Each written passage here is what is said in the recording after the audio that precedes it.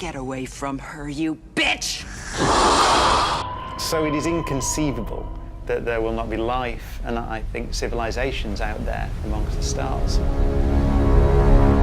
But the question becomes, first of all, what form does that life take? Changing.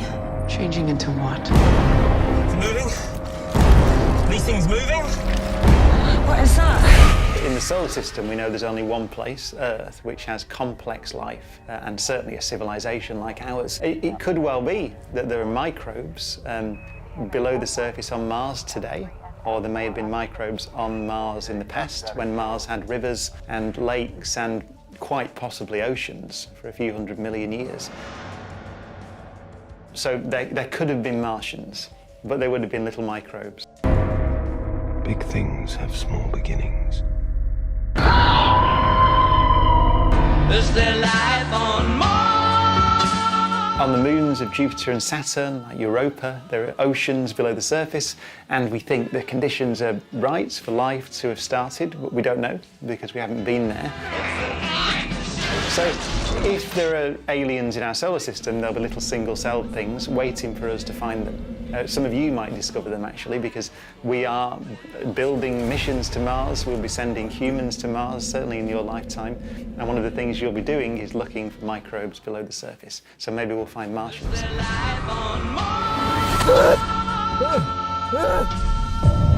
But if you mean aliens in spaceships, that means civilizations. We don't know. We've looked a bit. We've listened for radio signals from other stars. We've found nothing. We have no evidence of alien civilizations at all. That might mean we haven't looked hard enough because we haven't looked particularly hard. The galaxy is very big. Mein Gott. But it might also mean that civilizations are rare.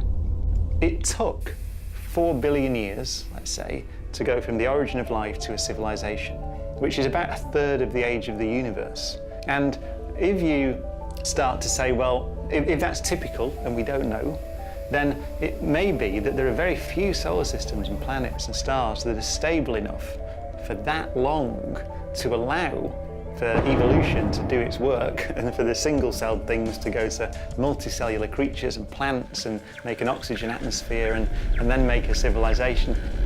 There are clever things on Earth besides humans, dolphins, for example. But dolphins are not going to build spaceships because they can't have any electricity, because they live in the sea.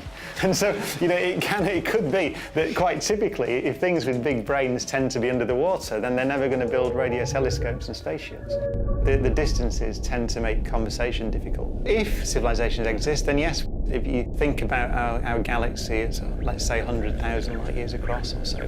That means that it would take a radio signal 100,000 years to go from one end to the other. So it would be a very slow conversation. I mean, even our nearest star, Alpha Centauri, the nearest star system, with planets around it, we think, is 4 light years away or so. So that means that a conversation would take 8 years. So if you said hello, you'd have to wait for 8 years before they said hello back. And that's our nearest star system. Is there life on Mars?